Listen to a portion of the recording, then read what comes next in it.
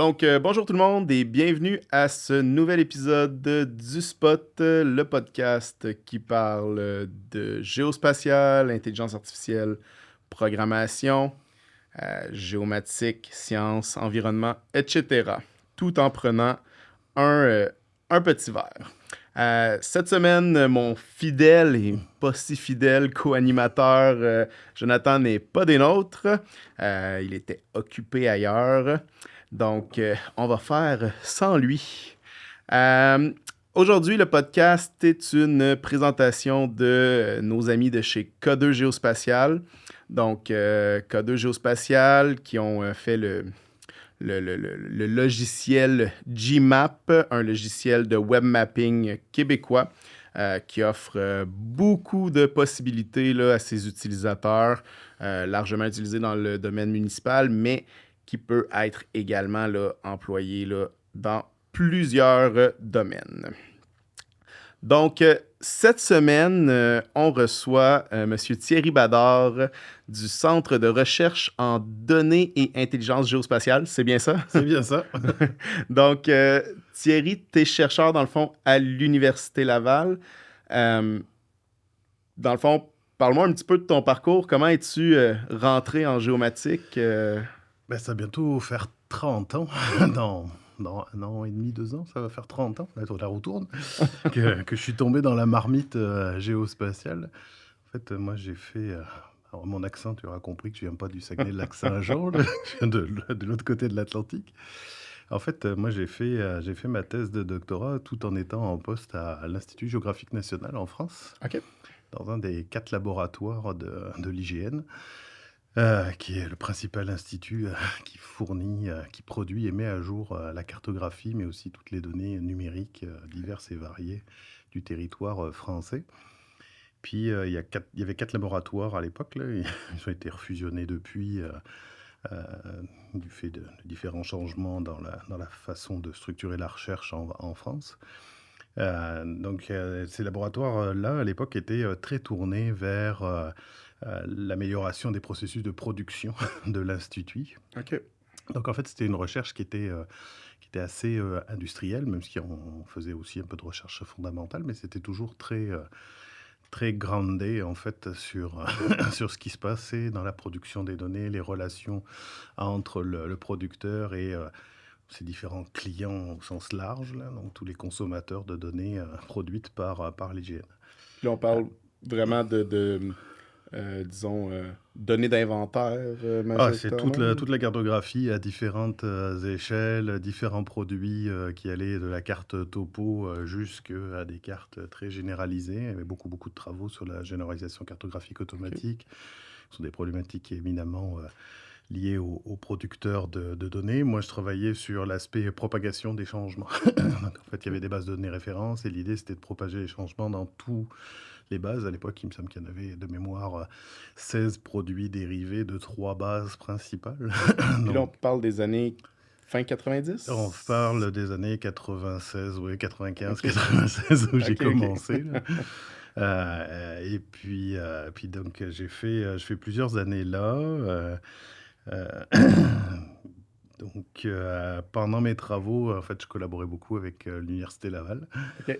Et puis, ce qui fait que j'étais quasiment 1 à 2 fois au Québec, là. Ah ouais, par Donc je pense année. que c'est là que j'ai pris la piqûre.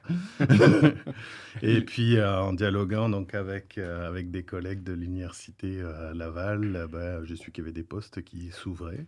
OK. Puis, j'ai dit: «Écoute, on va voir ce que ça donne». Ouais. Puis, j'ai été recruté sur un de ces postes-là. Puis, ce qui fait que, donc je suis professeur en géo-informatique au département des sciences géomatiques OK, OK. depuis bientôt 20 ans. OK, Donc, quand même. mm. Fait que, dans le fond, t'as vraiment passé de l'IGN à l'Université Laval. Ouais, Puis, c'est ça. J'ai fait aussi un passage entrepreneurial tout en ouais, ben c'est étant. vrai. C'est ça. Dont on a déjà un peu parlé Oui, là, au tout à fait. podcast. OK, ben c'était, dans le fond, c'était En fait, l'application spatialytique, c'est ça? ouais, en fait, c'était issu de travaux de recherche que j'avais menés à l'université, et puis pour lequel il y avait il y avait une traction du marché qui commençait à naître, là, qui était autour de produits open source. Là. Moi, je développe beaucoup de solutions, ou utilise beaucoup de solutions open source. J'ai été avec Heu, mon ami Daniel Morissette là, et puis, Nicolas Gignac, que tu as Ouais, reçu il y a pas qu'on a si longtemps que reçu ça d'ailleurs. également. Ouais, ouais. On était à la base en fait du chapitre québécois de l'OSGEO. On a été, j'étais longtemps sur le comité de conférence OSGEO là, la grosse conférence internationale.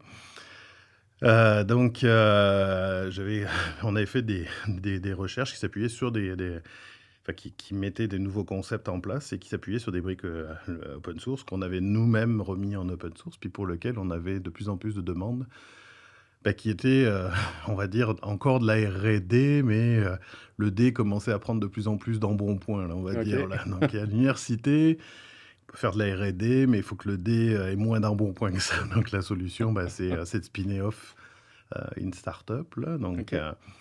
donc ce que j'ai fait et puis, avec mon collègue Luc Vaillancourt, que tu Ouais.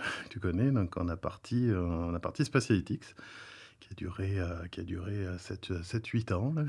Ah ouais, quand même. Donc OK. oui, oui, peut-être même un peu plus là parce qu'on avait fait un virage après très très géomarketing là. OK. Mais donc qui était au départ, basé, sur, en fait le support professionnel de ces solutions-là là et puis de continuer à les développer, de les Mmh. amener à maturité. Donc tout en ayant encore mon chapeau, De de professeur. chercheur et de professeur à l'université Laval, donc ça faisait des journées bien occupées là. Puis Spatialytics, ça se voulait être un ETL, hein, je pense? Il y avait 2 produits, il y avait même 3 produits là.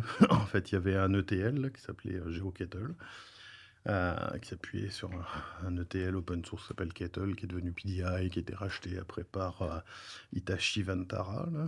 OK. Donc et puis, à l'époque, on était beaucoup, on était, avant le big data là, Mmh. on était beaucoup, dans les entrepôts de données, multidimensionnels, hein, donc toujours dans l'idée d'explorer des volumes importants le plus rapidement possible, puis, d'explorer ces données, de façon, très, heu heu, selon différentes dimensions d'analyse là. Donc, le temps, en est une, qui est incontournable, mais l'espace, en est une, aussi, on le sait là, primordiale. Donc l'idée c'était d'injecter, du géospatial dans ces engins-là et puis, c'est OK. ce qu'on avait fait donc, au travers d'un produit qui s'appelle Géomondrian, qui s'appuie sur un moteur OLAP, OK. Mondrian. Puis il y avait, on va dire, une bibliothèque là qui nous permettait de produire des tableaux de bord, des choses comme ça aussi là. OK. OK. Donc, Web mapping un peu, oui, mapping et tout à l'époque là, OK, donc, OK. Puis il y avait des solutions de serveurs cartographiques, par-dessus ça, alors en fait, c'est ce qu'on a au final produit dans Spatialytics là, c'était un moteur, très versatile. Quand je compare, ce qu'on a fait là, on était comme plusieurs années en avance sur ce que fait finalement très bien Carto actuellement là. Ouais, ouais, ouais, ouais.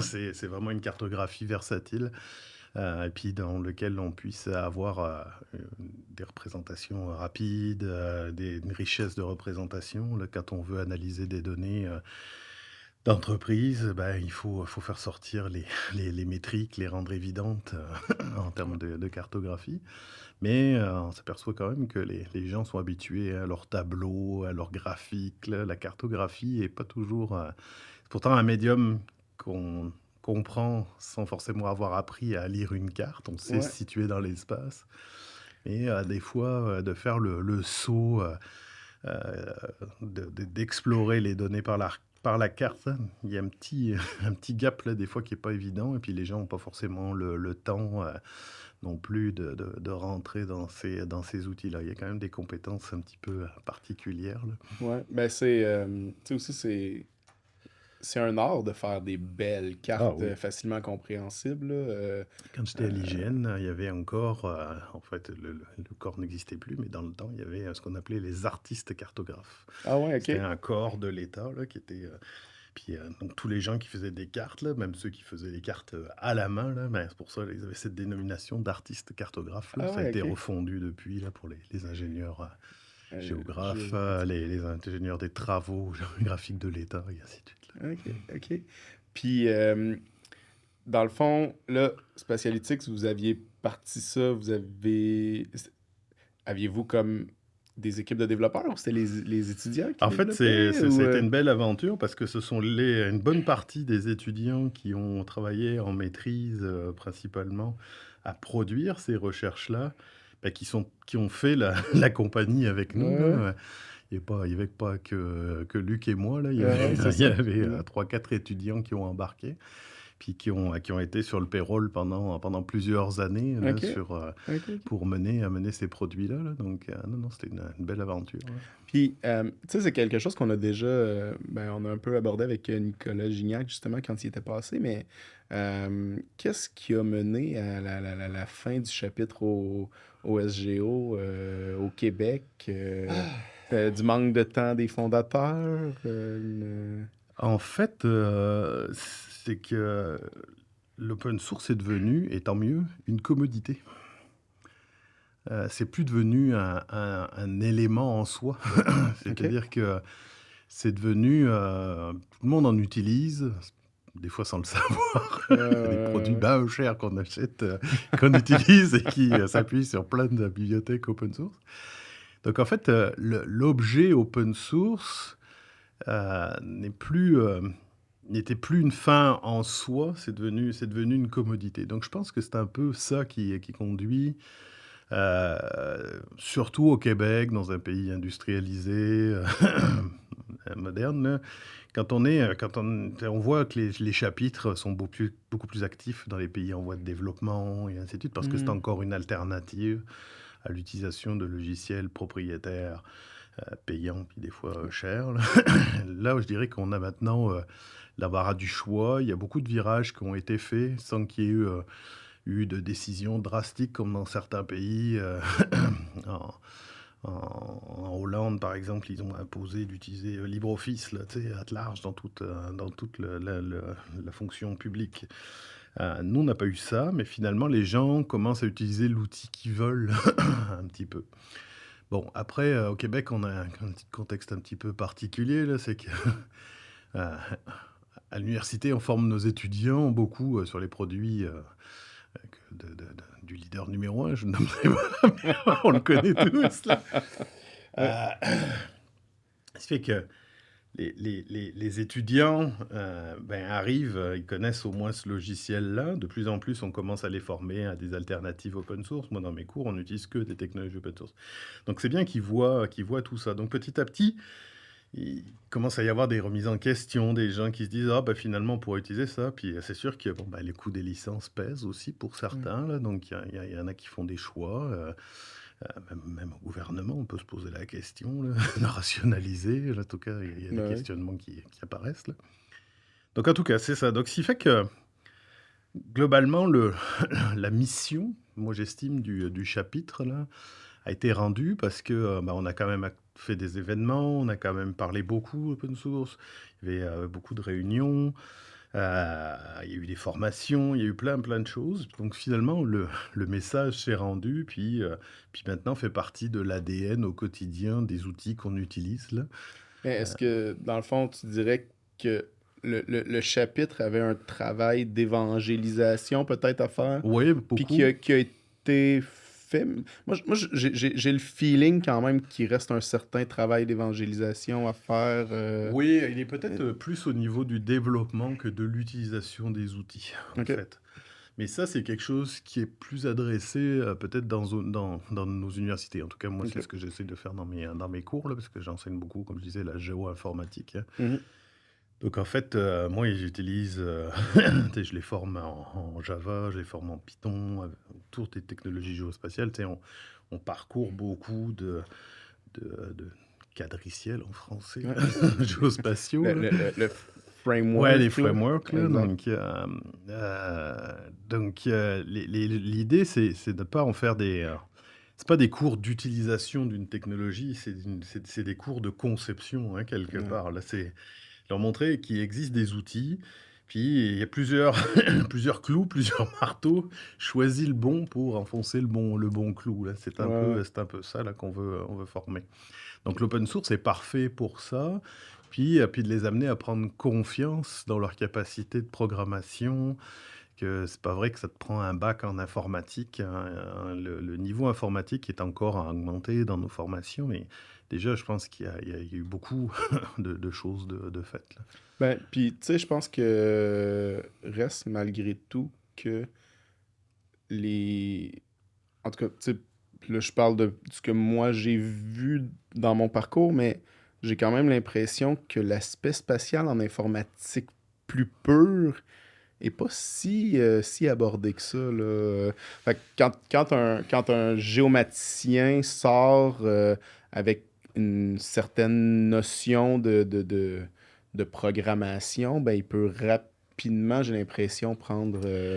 C'est exactement ça. En fait, pour côtoyer beaucoup mes amis, informaticiens là, je travaille dans des projets, multidisciplinaires, puis avec des gens, très brillants en informatique ou ainsi de suite.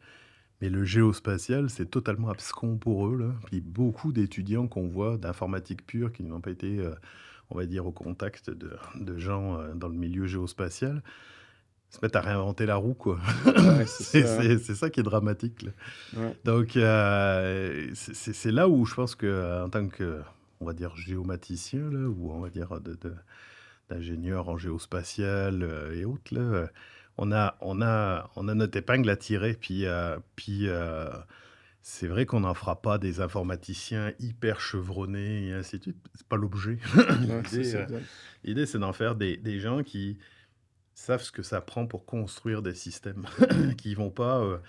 On a été beaucoup dans j'utilise tel logiciel, je prends les données, je les transforme, je les amène dans un autre format, je prends un autre logiciel. De plus en plus, on a des frameworks qui permettent d'automatiser, de construire des workflows, des chaînes de traitement de plus en Ouais. plus automatisées, on s'en va là-dedans. Puis alors, avec l'arrivée de l'intelligence artificielle, c'est encore Exact. accéléré, là, Exact. quelque part. Donc l'idée, c'est ça, et puis de tenir compte de cette spécificité de l'information géospatiale, de son traitement, de sa qualité, du géoréférencement. Euh, c'est là où je pense qu'on a vraiment une épingle du jeu, là. Ouais, Mais ouais, ça prend un certain niveau quand même d'informatique et de compréhension tout à de ce fait. qui se passe. Tu sais, moi, je vois des fois les étudiants, là, c'est pourtant la génération Internet, mais chaque fois, simplement client-serveur, là, ah boy, ils se rendent même pas compte que ce qu'ils font au jour le jour, quand ils font leur courriel, quand ils font de l'Internet, c'est exactement ça. Ben, moi, j'avais entendu à un moment donné quelqu'un qui disait que les meilleurs en informatique, c'était les X, parce qu'ils ont commencé à l'époque où l'informatique, c'était dur. Mhm. C'était pas encore user-friendly, l'informatique, à cet âge-là. Fait que c'est... Ben, moi, je dois être tombé dans cette marmite-là parce que moi, j'ai fait. En fait, j'utilise plus Windows depuis 96. Ah ouais, Personnellement, ok. donc, je suis sous les systèmes Unix Ouais. depuis ce temps-là. Puis donc, la ligne de commande, les langages de programmation, là, j'ai fait dans mon vieux temps.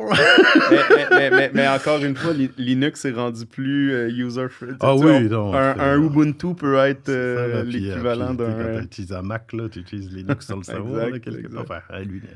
Enfin, une saveur de Linux, là. Donc, Ouais. Puis, donc, là, actuellement, ça ressemble à quoi les travaux au centre de recherche en... Je pense ben, tu travailles un peu sur le BIM. Bah, en fait, alors, sur quoi oui, travailles-tu actuellement? oui et non. En fait, alors je peux parler de mes propres travaux. Moi, j'ai été aussi, j'ai dirigé, là, je l'ai laissé depuis juin dernier, pas juin là, mais juin d'avant, là, ouais, depuis un an, là. J'ai été directeur du centre, qui s'appelait Centre de recherche en géomatique avant. OK. Puis justement, c'est sous ma direction, là, où on voulait repositionner, redynamiser un peu la recherche.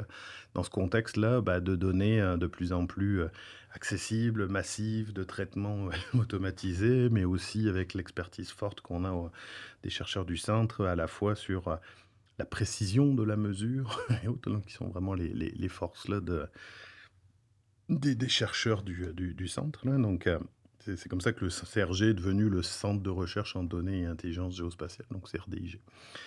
Euh, Donc il y a beaucoup de recherches très différentes au CRDIG, hein. Il y a des gens qui travaillent dans le foncier, puis à l'autre bout du spectre, il y a des énergumènes comme moi là, qui travaillent dans les données massives, les flux de données, les capteurs, les jumeaux numériques là, quelque part. Puis je vais expliquer pourquoi les jumeaux numériques, c'est intéressant pour ça, là.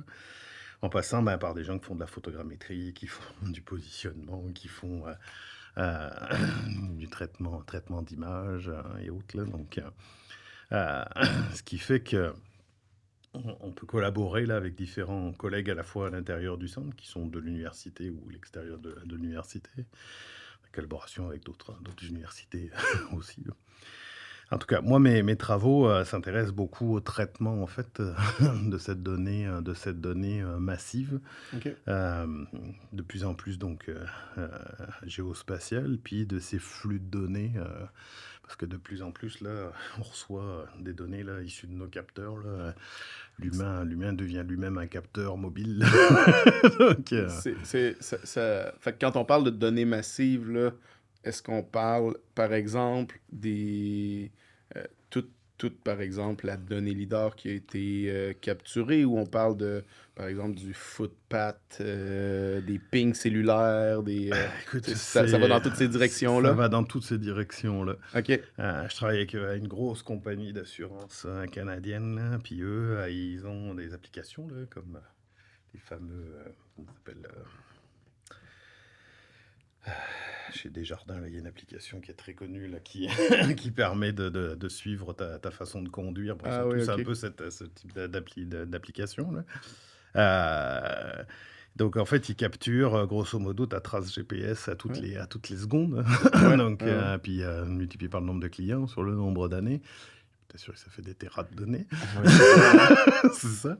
Donc ça, c'est le genre de type de données avec lequel, on s'amuse là, dit, UBI là, donc User Based Insurance. L'idée, c'est de trouver, des tendances dans ces données-là, de regarder, si on est capable de discerner un bon et un mauvais conducteur pour Mhm. tarifer, finalement de façon, de plus en plus individuelle, plutôt que d'avoir des produits qui s'appliquent à des gammes de conducteurs. Parce que Mhm. les gens magasinent beaucoup, hein, Ouais. donc c'est ça. Ça passe, par, l'imagerie, en grand nombre. Là, actuellement, je travaille avec le ministère de la Sécurité publique et le ministère des Ressources naturelles, et de la MEREDNEF, j'oublie le F. Forêt. Forêt, c'est Les ça. ressources Comme ça a naturelles et forêt. changé la faune, la flore, la forêt, je sais jamais. Donc on produit avec eux, en fait, le référentiel bâti, du Québec. Ah oui, OK. En fait, c'est assez surprenant, mais on n'a pas de base de données des bâtiments au Québec. Ouais, ouais, ouais, OK. Donc en fait, on prend, toute l'imagerie là, le Québec est couvert tous les 10 ans, donc toute l'imagerie à 10, 15, 20, 30 centimètres, là, c'est un patchwork, et ainsi de suite. Par photographie aérienne ou satellitaire? Photographie aérienne, on Principalement. utilise des modèles, d'intelligence artificielle OK. qu'on a développés. OK. Puis on extrait toute cette donnée-là, on la Ah oui, secoue OK. bien fort. Puis ça Et on donne, ça et donne quoi à peu près comme niveau de qualité? Est-ce qu'on est dans, tu sais, par exemple, un modèle là, de... Peut-être que tu peux pas m'en parler non plus, là, vas-y, vas-y, vas-y. Non, non, non, mais, non. supposons sur une image, un modèle qui vise à, à identifier les bâtiments, il est valide à 90%? Ah oui, il est valide à plus que ça. Plus que ça? Ouais, non, en tout cas, OK. tout ce qu'on a développé là, on est plus proche de 97-98% là. OK. Dans ce qui est extrait, on en loupe quelques-uns là, Ouais, ouais, ouais. je te OK. dirais, mais en termes de qualité géométrique, là, c'est pour ça que j'attendais que tu me précises le terme qualité. Ouais, c'est Il ça, y en a il y avait exact. comme plusieurs. Ouais. En fait, en termes de forme, de positionnement, là, parce que tu sais, au départ, quand le gouvernement est venu nous voir, là, bon, c'était pour des problématiques. En fait, bon, on sait qu'en 2017-2019, là, il y a eu des crues, des Ouais. crues majeures, des inondations majeures, et ainsi de suite. Et puis, c'est là qu'on s'est aperçu que, ben, on manquait finalement d'informations, à la fois pour prévoir, gérer et puis réparer quelque part ce qui se passait sur le territoire après ces événements majeurs qu'on anticipe avec les changements climatiques de devenir de plus en plus récurrents. Puis malheureusement, cet été, on l'a vu, Ouais, c'est. il va falloir s'habituer à ces phénomènes-là. Donc c'est ça. Donc l'État, enfin, en tout cas le gouvernement québécois, mais même le gouvernement fédéral, là, il est en train de réfléchir à la mise en place de ce bâtiment, de cette base de données-là. Puis nous, on est même déjà en action depuis un certain nombre d'années pour produire donc ce référentiel-là, à la fois en 2D, mais à terme aussi en 3D. Là. Donc on OK. fait des travaux de recherche là où on maximise finalement toute la donnée bleue là, gouvernementale, Ouais. que ce soit l'imagerie, mais aussi le lidar. Donc c'est énormément de données là, à Donc, passer, à traiter là. l'imagerie, vous la traitez en photogrammétrie, vous la On la prend, on fait reconstituez. des modèles d'intelligence artificielle là, et puis on en sort les empreintes 2D des bâtiments. C'est ce qui va OK. se constituer, on va dire, ce référentiel bâti là. Ouais. On travaille à intégrer des sources de données qui ont absolument jamais été faites pour travailler ensemble. OK. Donc, que ça soit le cadastre, le rôle, le recensement, les données d'adresse, et ainsi de suite. Puis on s'aperçoit que, ben, en traitant de ces données-là, on est capable de venir peupler tout un tas d'attributs vraiment intéressants, là, puis qui ont fait l'objet, ben, en fait, de travaux, là, au gouvernement pour essayer d'établir c'est quoi notre liste minimale d'attributs, là, qu'on veut pour les bâtiments. D'où l'aspect jumeau numérique, parce que là, on n'est pas uniquement dans un scan 3D, on est vraiment dans une fiche détaillée On du est dans la production bâtiment. d'une base de données des bâtiments dans un premier temps 2D, puis à terme 3D. Nous, on travaille déjà là, puis on commence à produire en fait des bâtiments en 3D. Puis là où je les aiguille là, en fait, c'est mon rôle de chercheur aussi là, c'est c'est d'être en avant de la parade et puis d'aiguiller ou d'aider finalement les gens au gouvernement là, pour leur dire ben, voici ce qu'on serait capable de faire ou les travaux vers lesquels il faudrait que vous vous en alliez. Donc c'est sûr que de plus en plus, ben, quand on a une base de données 3D, ben, on peut faire plus de choses. Puis on peut les amener ben, dans les jumeaux numériques. Donc c'est là où on commence à arriver. Puis c'est là où se rejoint à la fois la donnée géospatiale et le traitement des données. C'est qu'un jumeau numérique, c'est pas simplement une maquette 3D. Ouais, c'est ça. Un jumeau numérique, c'est vraiment le reflet qui se cale en permanence d'une réalité. Donc on cherche à modéliser au plus fin, au plus près, ce qui se passe sur le terrain. Pour ça, il y a deux affaires qui doivent être prises en compte et qui sont une composante sine qua non d'un jumeau numérique. C'est l'intégration des données issues de capteurs donc, qui font remonter une certaines informations du terrain, mais aussi la simulation. Puis nous, on travaille beaucoup, ben, toujours dans cette problématique d'inondation, ben, d'être capable de se dire, ben, est-ce que je suis capable de prévoir combien je vais avoir de centimètres d'eau, où est-ce que va être l'eau, de simuler dans ces jumeaux numériques les plus réalistes possibles, ben, des mesures de mitigation pour être capable d'organiser l'évacuation, pour monter des digues en express, pour gérer des scénarios. Puis c'est vraiment là où moi ça m'intéresse, c'est parce que on utilise à la fois la donnée géospatiale, mais aussi des données de capteurs qui rentrent, de la simulation, du traitement de données vraiment très hétérogènes pour essayer de simuler et de prendre des décisions éclairées là, C'est par c'est- rapport à ça. c'est de pas juste avoir, disons, la donnée, mais c'est de créer les modèles prédictifs avec la donnée pour C'est ça, là. l'aide à la décision. C'est Ouais. ça. Puis d'être capable de réagir et de tester toute gamme de scénarios. Là, je veux dire, l'informatique, la puissance computationnelle dont on dispose actuellement nous permet d'éviter ce que j'appelle souvent, là, on prend l'appel, la pioche, les millions de dollars et on regarde 20 ans après ce que ça a donné. Là, on peut enfin arriver à simuler des choses, puis d'être capable de se dire, ben ça va mieux marcher que ça, ou ça marchera pas, ou ainsi de suite, tout ça. Puis on est dans des systèmes de ville ben, complexes, là, Ouais. où il y a l'humain, bien entendu, au milieu, il faut pas l'oublier. Là, Non, non, tout à fait.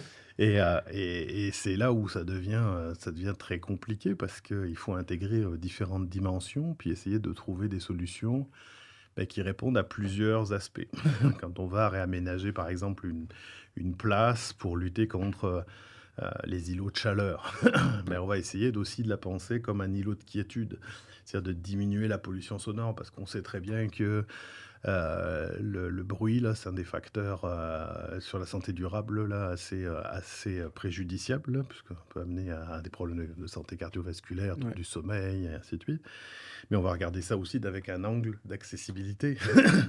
Donc en fait, on vient croiser beaucoup de problématiques, mais le fait d'être capable de modéliser en 3D, heu, de simuler dans ces environnements-là, ben, 1 permet aux décideurs aussi de mieux comprendre et de voir, de mieux communiquer avec le citoyen, hein. C'est bien plus simple que de mettre une carte 2D plate, et puis d'essayer d'avoir, bah, finalement, ces solutions qui sont aussi, des solutions de conciliation, d'échange avec le public. Donc moi, c'est sûr que c'est le côté plus technologique qui m'intéresse, c'est Ouais. d'être capable de trouver ces modèles, ces outils, ces traitements-là, puis de les mettre au point pour, ce type d'application-là. Ouais, c'est intéressant parce que, tu sais, une des choses que j'ai l'impression de constater actuellement là, dans le géospatial, c'est que j'ai l'impression que notre capacité à créer du data est immense. La capacité à tirer des insights de ces datas-là, j'ai l'impression qu'elle est un peu moins là.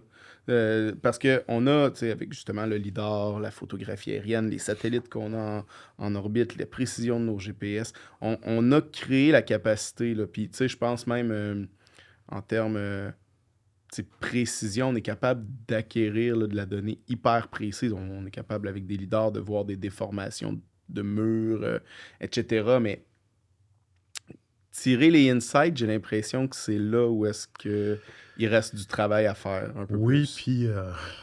puis, il en est que c'est des données qui coûtent cher, hein. Déjà la mise en place, l'utilisation de certains capteurs ou technologies de captation n'est pas simple. Moi je le vois souvent là avec différents, partenaires là, tu sais, ils aimeraient la grosse solution bouton rouge, hein, tu puis tout se fait, hein, c'est ça qui qu'ils veulent à quelque part. Heu Mais je pense qu'il y a beaucoup de choses à faire là, en tout cas, c'est des choses aussi que j'explore là, tu sais, cet été là, enfin cet été, plus non, principalement cet été là, mais on joue beaucoup avec des Raspberry Pi, des Ouais, capteurs, des petits, tu sais, ça se monte facilement, ouais, c'est des Lego, mais on est capable de ramasser beaucoup de données.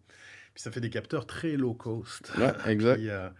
Puis on regarde des avenues, tu sais, on parle de modèles 3D là, tu parlais de photogrammétrie. Ouais, Il y a des choses autour, de ce qu'on appelle les NeRF là, les Neural Radiance ouais, Field là. On voit, c'est très populaire là parce que mais c'est ça produit des nuages de points là, qu'on pourrait appeler le lidar du pauvre mhm. et moi je pense qu'il y a énormément de potentiel là-dedans là. Ah ouais, Ah oui, oui. C'est-à-dire que globalement là, avec très peu d'outillage là, on est en train de regarder avec un iPhone ce que ça peut donner là. ouais, Et quelqu'un arrive là, notamment dans l'inventaire là, je parle, par exemple dans le cas des inondations là, une des données qui est importante, c'est la hauteur de premier plancher, puis le point d'ouverture le plus bas. Parce qu'on veut savoir si l'eau va rentrer ou pas, puis si ça va passer le premier étage, puis là, ça pourrait être une perte totale de la maison, hein. ouais, Bon, on essaye plein de techniques là. On essaye depuis le lidar aérien d'inférer des modèles qui vont essayer de nous donner les hauteurs de premier plancher. Mais en fait, il y a du monde qui va aussi là pour regarder quelle est la disposition des appartements et ainsi de suite.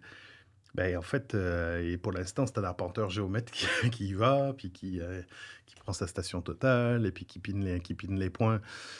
La zone qu'on peut couvrir est assez, est assez réduite par jour. Quand tu arrives à une crue, ils veulent savoir non seulement parce qu'on a des modèles qui nous permettent d'avoir les on va dire les récurrences à 10 ans, 20 ans, 5 ans ouais. et ainsi de suite. Mais en fait, il y a une différence entre une zone inondable et une zone inondée, hein. C'est-à-dire que qu'est-ce qui s'est produit?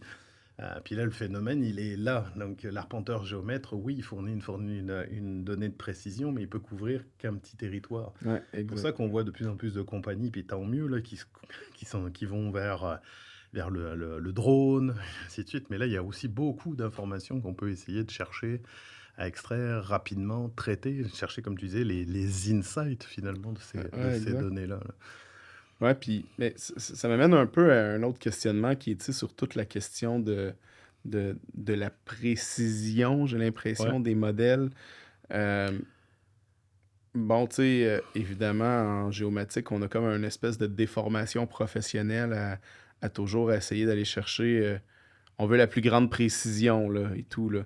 Mais j'ai pas. Tu sais, des fois, je me dis peut-être qu'un jumeau numérique, bon, même s'il est pas dans une précision à 3 centimètres, on je est suis capable d'aller tirer les entièrement, insights. entièrement d'accord avec ça. En fait, tout dépend de ce que tu as. Je veux dire, si j'ai un niveau d'eau prédictif qui est valable à 30 centimètres, à quoi ça me sert d'aller chercher une hauteur de premier plancher au centimètre? Exact, Tu sais, exact. quelque part, là, tu sais, c'est toujours la question.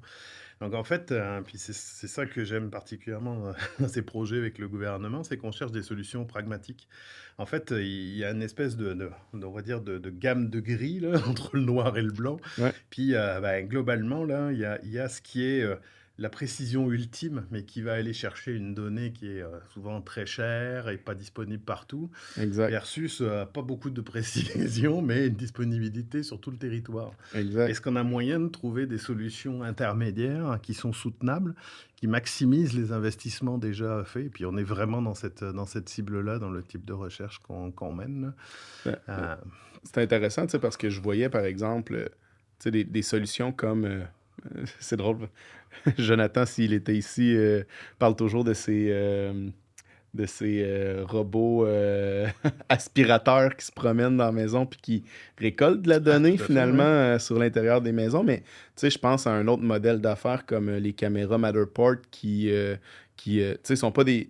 C'est pas des lidars à très haute précision, sauf qu'ils sont en train de quasiment cartographier l'intérieur des maisons partout dans leur base de données parce qu'ils ont donné ça dans les mains des agents d'immeubles. Puis allez, faites-nous faites-nous des visites virtuelles intérieures, mais C'est ça, là. ils ont les Puis bâtiments, même, hein. même d'un bête flux vidéo, là, de faire le Ouais, tour, on est capable de sortir d'un cliché. Là, je parlais des nerfs, on ouais, parlait des Gaussian splatting et autres. Là, il y a plein de technologies là, qui viennent finalement s'inspirer, mais aussi compléter. Là, c'est des approches ouais, différentes de celles de la photogrammétrie, mais ouais, quelque part, c'est un peu le même principe. C'est comment je passe d'image ou d'une série d'images ouais. à un modèle 3D, puis avec quelle précision. Là. Donc là, c'est les travaux que je fais avec une étudiante là, actuellement. OK. Là, on essaye plein de choses, là, puis on essaye de regarder c'est quoi la précision là, de ces techniques-là, de ces modèles-là. Est-ce que l'intelligence artificielle générative peut être une solution dans ces... tu sais, on sait par exemple, je pense que c'est Google Earth là, qui utilise les AI génératives pour compléter ses modèles 3D dans des zones qui sont pas capables d'aller chercher, là. Alors déjà, tu vois que ces données-là, elles sont intéressantes. C'est par exemple, tu vois, quand tu vois avec le lidar terrestre, là, tu le camion qui passe dans le corps de rue. Alors déjà, il Ouais. prend que la façade. Puis là, il suffit que, manque de bol, il y a un arbre au milieu. Là, tu te retrouves avec l'arbre. Bon, bah, tu vois, ça, c'est des données complémentaires là, que tu peux aller chercher. Là. Souvent, tu as des arbustes, des arbres qui cachent les fenêtres, ou comme ça. Bon, il y a plein de choses qu'on peut faire pour essayer d'aller chercher, inférer la donnée. Et les nerfs sont un peu dans cette idée-là. Hein. C'est-à-dire qu'en fonction des clichés qu'il prend, il traduit, il essaye d'interpréter ce qui manque, hein, en fait, hein, pour que tu puisses te balader en 3D dans ton modèle. OK. Donc, quelque part, c'est une sorte de forme d'IA générative. L'IA OK. générative, elle en est encore assez balbutiement, hein, même Ouais. si on est toujours impressionné par ChatGPT, mais je pense il y en aura encore bien d'autres. Ou des Stable Diffusion, ou ainsi de suite. Mais en fait, je pense que le prochain gros step, c'est la modélisation 3D. Là, on voit déjà pointer là, les gens de OpenAI, là, qui travaillent sur ChatGPT, ont déjà commencé à mettre au point des IA génératives pour le 3D. Parce que là, si je suis dans un jumeau numérique, moi, je peux inférer des solutions, je peux discuter, je peux... Et l'IA générative, elle peut aussi, à terme, proposer des solutions qui seront peut-être mieux que celles qu'on pourrait. Ben, puis, tu sais, l'IA 3D, tu sais, on commence à la voir, là, tu sais. Mhm. Nous, on travaille entre autres dans des modèles de jeux vidéo comme Blender, puis des choses comme ça qui maintenant intègrent du chat GPT, puis qui te permettent d'engendrer du 3D de façon itérative. Là. Tout à fait. Tu as des gros géants comme Nvidia, ils ont bien compris que c'était là qu'il se passait la prochaine business. Eux, ils en sont à proposer un modèle numérique, enfin pas modèle, un jumeau numérique de la Terre. Là. Ouais. Donc ils sont très sur la donnée climatique et ainsi de suite. Mais il y a tout en main là, déjà. Est-ce qu'il peut y avoir des enjeux par rapport... Tu sais, on parle beaucoup dans le domaine, les surtout dans le vidéo, des deepfakes puis ces choses-là. As-tu entendu parler de cas de deepfake géographique ou c'est-tu des choses qui... Alors c'est marrant parce que l'étudiant, on est en train d'évaluer son mémoire, mais un de mes étudiants, on a travaillé là-dessus. Ah, pour vrai? Ouais. En fait, on s'est amusé à regarder ce que les modèles d'in-painting, là, c'est-à-dire on cache une partie, on essaie de masquer quelque chose dans une photo aérienne. OK.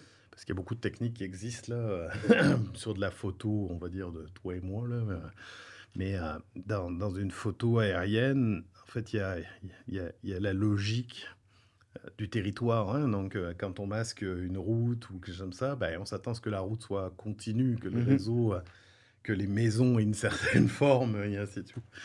Et alors, on s'est aperçu qu'on arrivait à produire des deepfakes de très très bonne qualité, là, ce qui nous a amené à dire, est-ce qu'on est capable de trouver finalement une contre-mesure, c'est-à-dire d'être capable d'identifier le deepfake, parce que des cas de deepfake, bon, il y a certaines zones de cartographie là, sensibles et toutes les zones militaires qui sont masquées et ainsi de suite. Bon, en Chine, on sait que les camps ouïghours ont été très maladroitement masqués dans Baidu Maps. Il n'y avait aucune finesse là-dedans. Là. Mais il y a différents endroits, notamment dans les territoires occupés Israël, où la cartographie est volontairement dégradée, où il y a du trucage et ainsi de suite. Hein, donc, ça existe. Hein, de toute façon, manipuler la cartographie, là, ça existe depuis que la cartographie existe. Hein, je veux dire, pendant la Seconde Guerre mondiale, même les Russes ont produit des fausses cartes de leur territoire pour induire l'ennemi. Donc, l'IGN, avant d'être public, était militaire. Hein, on sait qu'il y a un enjeu fort sur la cartographie. Donc, mais oui, ça s'en vient parce que rien n'empêche de produire effectivement une cartographie qui soit, puis surtout avec les réseaux sociaux, là, où ça se traîne, puis personne vérifie les sources. Donc, c'est très, très vite fait. Donc, c'est clair que je vois vraiment l'usage militaire derrière ça. Je me questionne sur les avantages d'un deepfake géographique dans la société civile. J'imagine qu'il y a des gens mal intentionnés qui peuvent y trouver leur compte. Là. Ouais, c'est ça. Là, je suis toujours épaté par le génie humain. Là, des fois bien, souvent pas bien. Donc, mais oui, il peut y avoir plein de...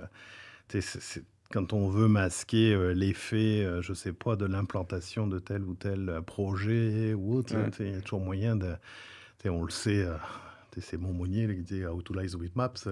Il suffit de changer finalement la façon de présenter ta carte, la sémiologie, et on fait passer un message qui est radicalement différent. Et c'est un peu un moyen moderne pour faire la même chose avec la cartographie. On est capable de produire des cartes... et là, je parle même plus d'imagerie, mais des cartes là, qui sont tout à fait crédibles de lieux qui n'existent absolument pas. Ouais, c'est puis c'est fou parce que je suis en train de lire un livre qui a été fait, là, c'est L'île aux monstres, je pense que ça a été publié par une personne à la Bibliothèque nationale et archives. Puis il reprend dans le fond les cartes anciennes, puis le livre, c'est sur tous les lieux sur les cartes anciennes qui n'existaient pas. Ouais. Fait il mettait souvent des lieux qui n'existaient pas ou il signait, si je me rappelle bien, les cartographes mettaient tout le temps une ville genre qui n'existait pas sur leur lieu comme façon de les signer pour dire que c'était... La carte provenait d'eux. Ouais, Ouais, c'est exact, ça, c'est ouais. ça. Une espèce de watermark. Ouais, c'est ça, exact, exact. Fait que ça revient un petit peu à ce qu'on faisait dans le temps, mais là, avec, ouais, c'est ça, des technologies plus récentes.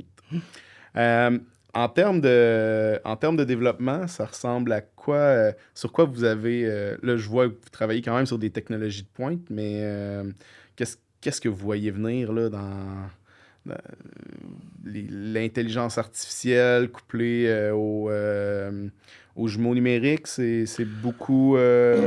Oui, ben ça, c'est très clair, là. Je veux dire, à la fois dans la prédiction, la mitigation, là, de plus en plus, l'IA, on va l'utiliser pour extraire de l'information de sources de données qui vont servir à alimenter. Ça, c'est ce qu'on fait déjà.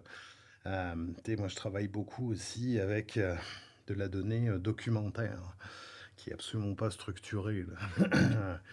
En fait, pour différentes applications, on a besoin de savoir à quel lieu réfère finalement tel document ou ainsi de suite. Les gens qui font des inondations s'appuient beaucoup sur de la donnée historique, mais hmm, actuellement, c'est un tas de scans, là, puis il y a ouais. des gens là, au MTQ, qui travaillent là-dessus, là, qui ont une base de données. Sérieusement, c'est une mine d'or.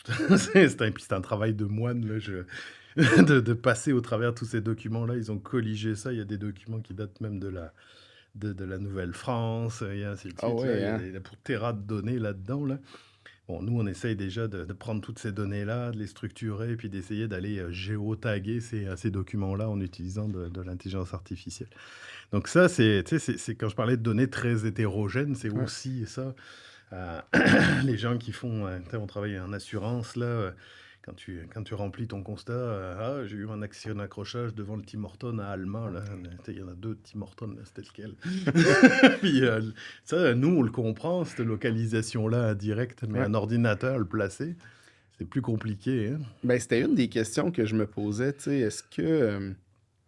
parce que là, tu sais, tu parles de beaucoup de données hétérogènes, mais est-ce que les modèles d'IA sont bons? La compréhension que j'en ai, c'est que un IA, c'est tu crées un modèle, tu essaies de le répliquer, ben, en fait, de le généraliser, mais disons que si tu injectes un arbre méditerranéen en forêt boréale, ton modèle est moins bon. Est-ce que les modèles que vous utilisez sont capables de gérer une Alors, diversité c'est sûr de... qu'ils sont toujours ciblés sur un type de document ou une problématique. Ceci dit, de plus en plus, il existe des techniques d'adaptation qui permettent on va dire, de transférer un modèle dans un contexte vers un autre, pour pas repartir de zéro et ainsi de suite. Donc, il y a beaucoup de travaux là, qui ont attrait, à ça.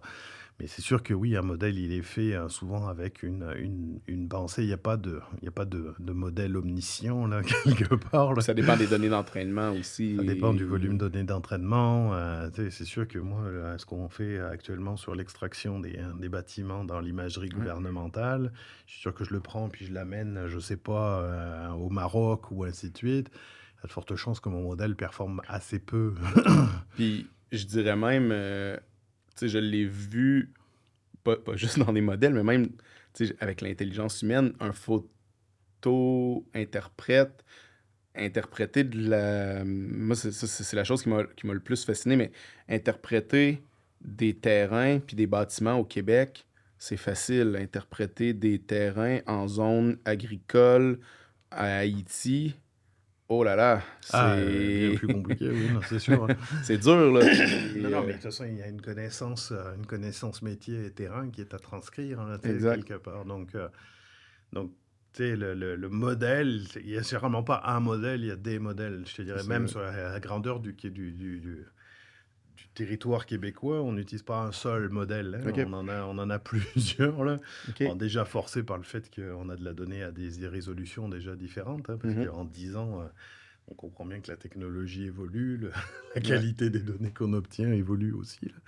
Mais les modèles, déjà généralisent plus ou moins bien, là, d'une résolution à une autre. Un modèle qui apprend à détecter des affaires sur une image, Bon, lui, il va essayer de se trouver finalement une espèce de représentation interne de ce qu'est un bâtiment, là. Mais sa représentation interne dans un milieu urbain versus un milieu rural n'est pas la même. OK. Donc, trouver un modèle qui marche partout, bah, c'est pas toujours la meilleure combinaison. Des fois, tu es mieux de trouver deux modèles qui performent individuellement mieux, mais de recroiser tes données après. Parce que dans le fond, c'est ça, parce que si tu prends juste un modèle, c'est que tu vas corrompre un petit peu ton autre, Ben, c'est ça, tes autres. c'est que tu l'amènes à avoir plus de cas et Ouais. ainsi de suite. Alors, dans certaines affaires, c'est enrichissant, puis il est capable de généraliser. Mais on s'est aperçu, par exemple, là, on a certains modèles là, qui performent drastiquement moins bien. Là. Puis Euh, est-ce que même c'est une stratégie en intelligence artificielle de dire on segmente, par exemple, une maison, mais le ça concept arrive, de maison en plusieurs modèles. ça peut. En fait, il y a pas. Je veux dire, si tu veux atteindre 97-98% et ainsi de suite, là, souvent tu fais appel à OK. plusieurs modèles, là, ça c'est sûr. Euh, c'est c'est sûr que c'est plus intéressant d'avoir un seul modèle puis que tu traites tout d'une seule tête, là. Ouais, ouais, Computationnellement, c'est plus intéressant. Mais dans les hauts taux, là, si tu veux avoir une très bonne qualité à la fois d'exhaustivité, de précision géométrique, d'orientation et ainsi de suite, tu ne coupes pas à utiliser plusieurs modèles. Ceci dit, on essaye des choses assez marrantes, là. En fait, c'est d'utiliser plus de canaux que ce que permet l'imagerie, là. OK. En fait, par exemple, au lieu d'utiliser que le rouge, vert, bleu de Ouais. l'image, ben, on fait rentrer, par exemple, le modèle de canopée, c'est-à-dire les hauteurs, OK, le OK, OK. DSM, parce que la voie bâtiment, bah, normalement, c'est plus haut que le sol.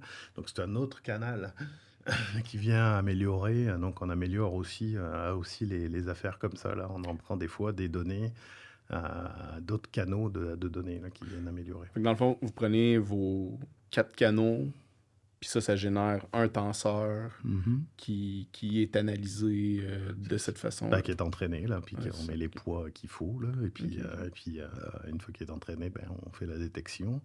Puis derrière, on a tout un tas d'algorithmes là, qui viennent taguer nos données euh, pour dire, ben, ceux-là, on pense que c'est un bon bâtiment, là, c'est-à-dire que ça a bien la tête d'un bâtiment. Celui-là, il faudra peut-être le vérifier. Celui-là se retrouve au milieu d'une rivière, c'est louche. Tu par exemple. Donc, puis ça, c'est envoyé ben, au ministère.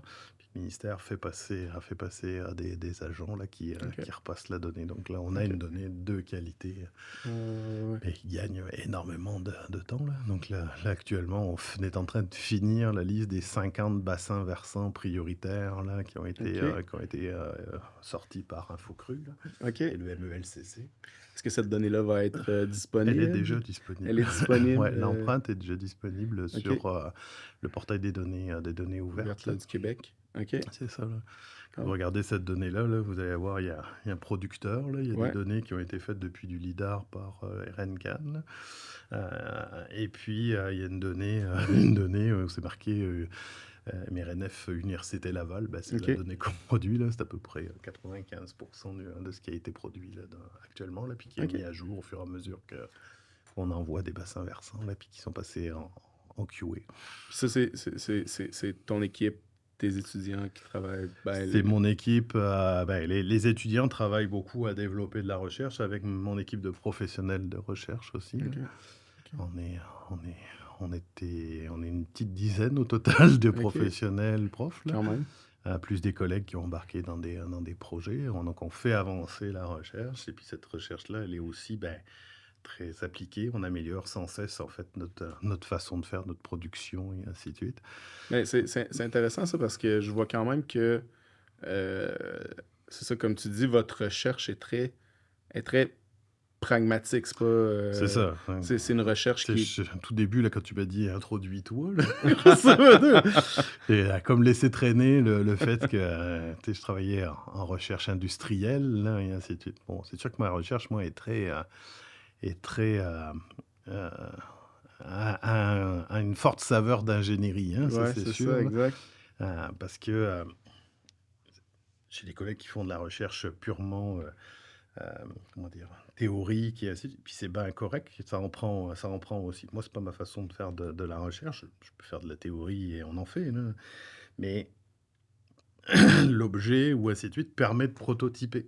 Puis le prototype là, c'est ce qui va c'est ce qui va te permettre de passer de la théorie au problème réel. Ouais. Donc je veux que tous mes étudiants là, souvent ils prototypent, ils testent leurs idées et on aille jusqu'au bout de la démarche et ainsi de suite. Ouais, Puis l'équipe de professionnels, elle est souvent là pour prendre ces travaux-là, pour avancer aussi certains travaux qui sont un peu plus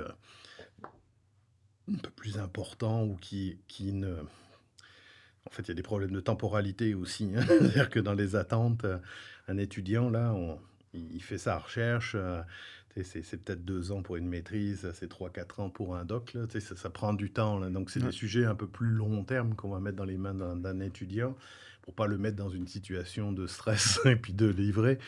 Ça marche pas, ouais.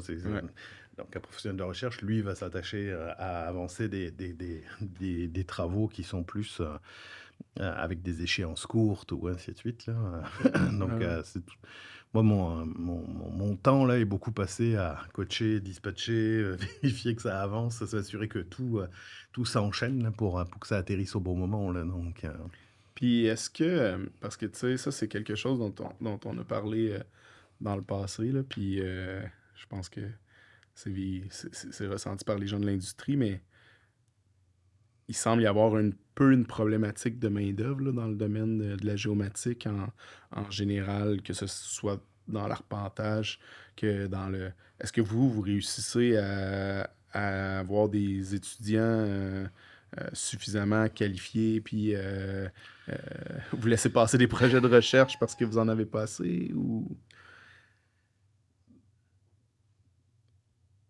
oui, j'allais faire une réponse de Normand, hein, quasiment, mais c'est oui et non, hein, en fait, bon, hem, bon, il y a eu un changement drastique de la façon de financer la recherche là, à la fois au Québec et au fédéral là, donc il y a beaucoup de financements qui ont favorisé, on va dire, le partenariat. Moi, quand je vois les statistiques qu'on avait au centre de recherche, là, quand j'étais à la direction du centre, là, nos statistiques de financement en partenariat, là, avaient quasiment triplé en 2 ans, là. Tu sais, c'était majeur, hein, Ok. donc c'est sûr que quand on a une recherche qui se fait en lien avec un industriel, il y a aussi des attentes, hein. Donc c'est sûr qu'on doit aller chercher certains types d'étudiants des fois parce que, bah, une entreprise, elle a un cycle là qui est souvent 12 18 mois gros maximum là. Puis on a des étudiants là, c'est 2 ans, 3 ans, 4 ans là, tu sais? Donc, faut jouer avec ça. Bon, donc ça prend de bien, on va dire, s'entendre avec l'industriel, de bien expliquer puis d'être clair là-dessus. Hem, Niveau des recrutements d'étudiants, là, c'est pas simple C'est parce que pas le ça. marché est bon, là. Ouais. Puis, souvent les entreprises nous abordent, avec des projets de recherche en disant: «Bah, ça va être un moyen pour moi d'aller chercher des étudiants». Sauf que la plupart des temps, vous nous les avez piqués avant. Donc, bon, le marché est bon. Ceci dit, ce que je vois arriver, c'est souvent des gens qui ont 3 4 ans sur le marché, puis des fois qui viennent chercher une maîtrise, tu Ah sais, qui oui, hein. reviennent après. Bon. Ça, c'est intéressant aussi parce que c'est des gens qui ont déjà une épaisseur, Ouais, d'avoir, franchi le miroir, puis d'aller se frotter à l'industrie, et autres là. Donc ça, c'est exact. intéressant parce que on peut les amener dans des projets comme ça. Bon. Donc ce qui fait que des fois, ben, on est obligé de modérer les attentes, de repousser certains projets. Puis des fois de prendre des guests là avec des étudiants là, et puis il faut développer des trésors pour essayer de trouver, les étudiants les plus brillants, mais tout le monde est en compétition, hein, ça c'est c'est clair donc globalement on s'en sort, mais c'est pas C'est évident, pas ouais. simple, ouais. C'est ça. Donc Ouais. Tu sais, je vois bien que autant sur le marché du travail, c'est sûr, tu sais, je- moi-même, là, je recrute des gens, puis je suis comme, OK, tu sais, si on augmente nos salaires, tu sais, fait que c'est Ah, tu veux sûr. trouver des Puis, incitatifs, là, ça c'est sûr. puis malheureusement, en tout cas, c'est peut-être un petit aspect éditorial, puis peut-être que tu seras pas d'accord avec moi, mais malheureusement, j'ai l'impression que les, tu sais, les conditions de travail dans le milieu académique reflètent pas nécessairement les conditions du privé, c'est-à-dire que, tu sais, un professionnel avec un doctorat, c'est un professionnel. Puis souvent, un étudiant postdoctoral va être vu quand même comme un étudiant. Je me trompe-tu? Je m'égare-tu dans ce que... En fait, ça dépend. Moi, principalement, mes professionnels sont déjà passés par l'industrie, sont revenus à Mhm. l'université parce que bah, ils avaient fait le tour un petit peu de ce qu'ils voulaient et puis Ouais, c'est des gens qui sont intéressés par la technologie, qui sont ouais, intéressés par le côté innovation et ouais. ainsi de suite que ben, tu peux ne pas avoir suffisamment de temps dans le domaine industriel, là, parce que parce qu'il y a des échéances et puis il faut développer et puis il y a des coûts, puis il faut maintenir, donc faut maximiser tout ça. Donc, euh, donc professionnel de recherche, je te dirais que ça dépendrait un peu de son vécu. Quelqu'un qui a fait sa thèse, son doctorat et qui n'était jamais allé en industrie, là aussi, je te dirais, ça dépend, ça dépend. En fait, ça dépend du type de poste. Si tu vas chercher quelqu'un qui est là pour aider dans la R&D de l'entreprise, ça pourrait aider. Et encore, ça dépend de quelle entreprise, parce que tu sais, il y a R&D là aussi, hein, mais je voudrais pas tomber dans le cliché de l'universitaire inadapté, là. Parce que je pense que c'est pas ça. Je pense qu'on a des étudiants qu'on forme au bac, là. Quand je vois les projets de génie qu'ils font, là, pour quasiment la totalité, tu sais, c'est des projets qui sont ancrés, tu sais, qui sont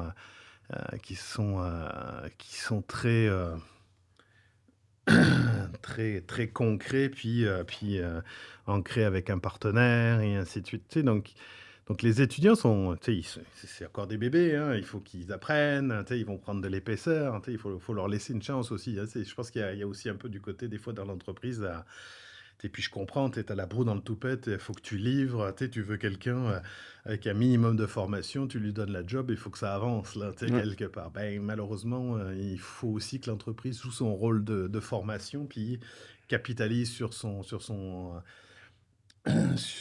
personnel, hein, puis ça, on le voit moins dans certains, là, mais je pense que c'est ça aussi qui fidélise du monde, hein, chez toi, hein. Donc, tu sais, oui, il y a les conditions, mais je pense qu'il y a aussi le fait de miser sur la personne, sur la ressource. Puis je pense que les étudiants qui sortent de nos formations, euh, que ce soit au bac, à la maîtrise recherche, par exemple, là, sont des très bons candidats pour ça. Oui, ils ont encore des choses à apprendre. Oui, ils n'ont jamais été sur le marché de l'emploi. Oui, ils vont prendre une petite claque, là, puis, puis c'est normal, on l'a tous eu, là, tu sais, quelque part. Euh, Quelqu'un qui serait resté purement académique et ainsi de suite, lui, il risque d'avoir effectivement, s'il a jamais été dans des projets en lien avec une entreprise ou ainsi de suite, oui, il va avoir une petite surprise, là, ça Ouais. c'est sûr, hein.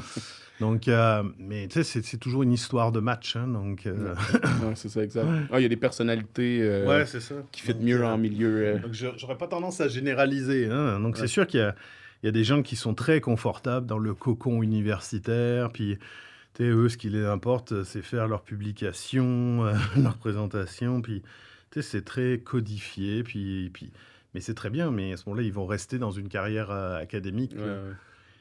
tu sais. Mais puis il en faut, puis c'est très bien, et puis ainsi de suite. Ah, puis ça prend plus d'entreprises aussi avec de la culture d'innovation pour. C'est ça, C'est. c'est en ça aussi que je pense que le financement est intéressant. C'est-à-dire que oui, on accélère le transfert d'idées, d'innovation vers le marché plus rapidement et ainsi de suite. Deux, des fois, moi je me retrouve des fois avec des partenaires où en fait, tu t'aperçois qu'ils n'ont pas de roadmap.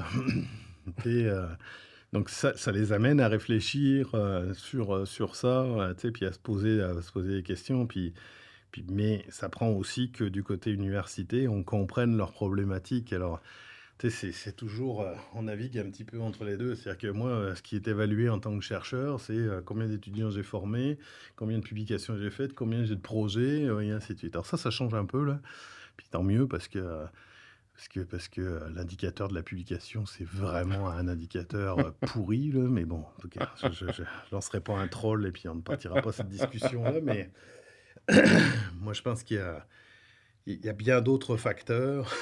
Puis, puis Je connais pas un professeur d'université qui me dit que l'indicateur des publications est un bon indicateur. non, c'est clair. Donc, c'est un indicateur qui est très facile parce que comptable, je veux dire, Ouais, c'est exact. facile, hein, tu comptes et puis. Mais Ouais. alors oui, ça fait partie de l'exercice, mais il y a tellement de façons de transférer l'innovation vers la société, hein, Ouais, exact. bien plus qu'une publication qui est lue par tes pairs, et encore tes pairs, c'est peut-être 10 à 20 personnes sur la planète, là, tu sais. Ouais, exact. Et c'est pas sûr qu'ils l'ont tous compris. Non, c'est ça, là, tu sais, ou lu avec beaucoup d'attention aussi, là, donc en tout cas, bref. Donc, le temps passe vite et on arrive bientôt vers la fin du podcast. Tu vas être à Géo Montréal, je pense. Oui. Donc, tu vas faire une petite conférence là, sur... Ouais, sur les jeux numériques. Ouais, j'ai pris un titre un peu baveux, mais c'était exprès. En disant, non, une maquette 3D n'est pas un jeu numérique. C'est vraiment le message d'amener que oui, la modélisation 3D, puis d'avoir des modèles 3D les plus précis ou les plus photoréalistes, intéressants, mais c'est pas un jeu numérique. Le jeu numérique, là, il y a vraiment l'aspect calage avec la réalité, simulation et intégration des données de capteurs là, qui est au cœur de ça, sinon c'est une maquette, là. Donc c'est un peu, on va dire, didactique, pédagogique là, Ouais. comme présentation, mais puis on va prendre des exemples très concrets qu'on a fait là dans le Ok. cadre de nos recherches là, donc, pour montrer à quoi ça peut servir, et puis Ok. de façon très, très concrète là, donc, Ouais, ça va être très intéressant, j'en suis convaincu. Merci beaucoup pour ta présence au spot. merci Puis, à toi de l'invitation, et puis écoute, bonne, c'était un très bon moment. bon, tant mieux. La bière, ça l'aide toujours. Ouais, c'est ça, même si Comme d'habitude, la personne invitée Ah ben c'est ça. en a moins bu. Donc, merci à toi. Pour les gens du spot, donc, continuez de nous suivre là, sur YouTube, Spotify. On est également présent sur Facebook, LinkedIn. Donc, n'hésitez pas à nous suivre. On remercie tout le monde là, qui nous suit, étudiants, professionnels, etc., les gens de la francophonie, de l'extérieur du Québec. Et à la prochaine. Merci.